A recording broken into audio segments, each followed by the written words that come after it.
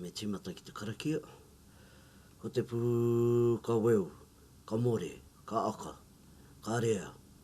Ka moe ki te wāonui, ki te kune, ki te whē, ki te kore, ki te pō uri uri, ki te ao mā tini tini, ki te rangi mā tini tini. Ka puta ko rangi nui, rao ko papatu ānuku, tihe Maori ora. Turuārangi, neke tū te papa o Oa'Ariki, tā iri raukura te matangi o Akatoko Manawa, i o koko. Traditionally used on the marae ātea. Today, it is used at ceremonies of high significance, such as weddings, openings of marae, buildings or blessing of a waka and the likes, and is also used at tangihanga. The importance of pe'e, or chant, is to announce to the public, make way, or clear the way before you approach the ātea, or make your stance. It signifies whakapapa within, tells everyone where you are from, a form of wairea to clear the pathway. Storytelling is whakapapa, and whakapapa is storytelling.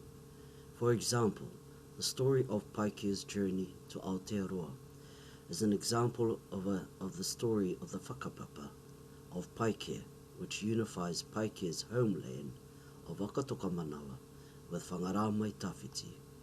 Story 1. Ngāti Parau. Paikea rode the whale to Whangaramai Tawhiti. Story 2. Paikea came on a waka with his people. He had a waka tangata. The second story is a story from Te Ao Wairua. I got off the bus from Kirikiriroa, te whare wānanga o Waikato, te tohu paitai, and I walked over to the beach. I stopped and stood. Suddenly, I felt a cold chill rush down my spine, and a strong gush of wind blow through my soul.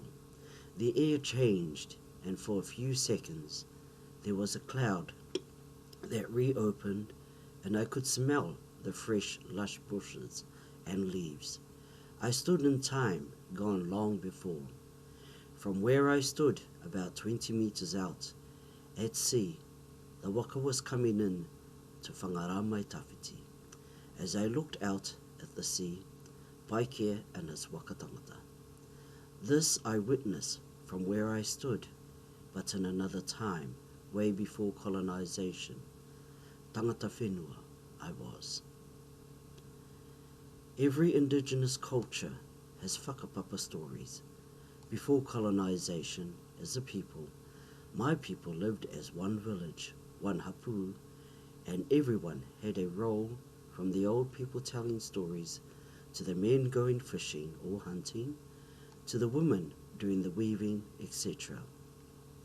Te Ao Wairua was in the ceremonies that took place before the sun rose, karakia, when an animal gave their life for the sustenance of the people. Before fishing, the ika is still whānau, so karakia was always performed as a reminder that everything you take from the whenua is a relative. Whakapapa is a foundational relationship. Te ao kiko is the flesh of living things, so whakapapa stories embrace both te ao wairua, te ao tawhito, and te ao kiko, the realm of the physical. The readings are all small chapters in a huge volume of stories. The stories of us, who we are and how we relate to creation. All of the readings are about whakapapa and relationships, told as journeys of the authors. Within their unique positioning, all of the indigenous storytellers have valid stories. They speak the truth as they know it, as they have lived it, and as they experience it. Kōrero or storytelling is a way to keep whakapapa alive. Colonization destroyed whakapapa through erasing indigenous knowledge, in this case, knowledge of ngā atua Maori, which is the foundation of whakapapa. Erasure of the stories of whakapapa is like a weapon of mass destruction.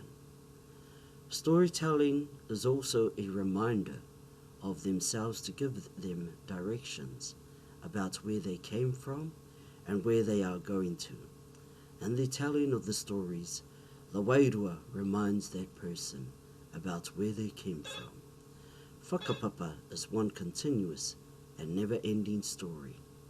All of the readings in this paper are about whakapapa, articulated through the voices, eyes, and unique stories of the storyteller, the scholar, the interpreter, the writer, critic, etc., and the lens of whakapapa. Each one brings their own personal lived experience into their stories. For example, the 4 readings about place and relationship, positionality, 1 to 4, story, the relationship between the writer and their whakapapa as they gather and interpret knowledge from te ao tawhito, bringing the past into the future in a way that makes sense to them today. Everyone has a story, but not everyone can interpret their story, so they seek help to gain understanding. I am a part of a much greater Indigenous Maori positioned in Aotearoa, but I am also part of the huge set of stories that traverse time, place, and people. I see myself sometimes as a gateway ki te ao wairu, a gateway to the past that will reveal itself when need be. I am a 17th generation direct descendant of Paikea. Oa'Ariki came from Tahiti, and he left with his wakatangata, his people, and conquered Akatokomanawa, which he named. He killed the warriors and he named the island after himself, and it became Ma'uke, the people of Oa'Ariki. There are 3 Ariki on the island, Tamuera Ariki, Tararo Ariki, and Te Oa'Ariki. Only Samuela, or Tamuera, and Te Oa'Ariki are direct descendants of Oa'Ariki. The High Chief is Tamuera Ariki, after Oa'Ariki went back to Tahiti to die. My journal will be structured as whakapapa stories. The academic articles are all about whakapapa through the cultural lenses of the speakers according to the positions that they occupy as Indigenous academics. The politics of authenticity leads them into relationship with a search for knowledge about their stories, their histories, their relationships, and a continually evolving narrative that brings the part forward in a way that the receiver can understand. Currently, my process is to map out the whenua before colonization and the waves of colonization, with each generation being another wave. My master's research is about the stories of Indigenous queens and suicide. When one considers taking their own life, this may be interpreted as breaking of whakapapa. I have been filming and recording the stories of 10 Indigenous queens, aged 50 plus, over the past 12 months. These stories are precious and remain untold. However, my aim is to locate them within the context of whakapapa and illuminate their stories as part of the enduring impacts of colonization and historical trauma. Tēnei te mihi kauana ki a koutou, ane ko Paikea hou.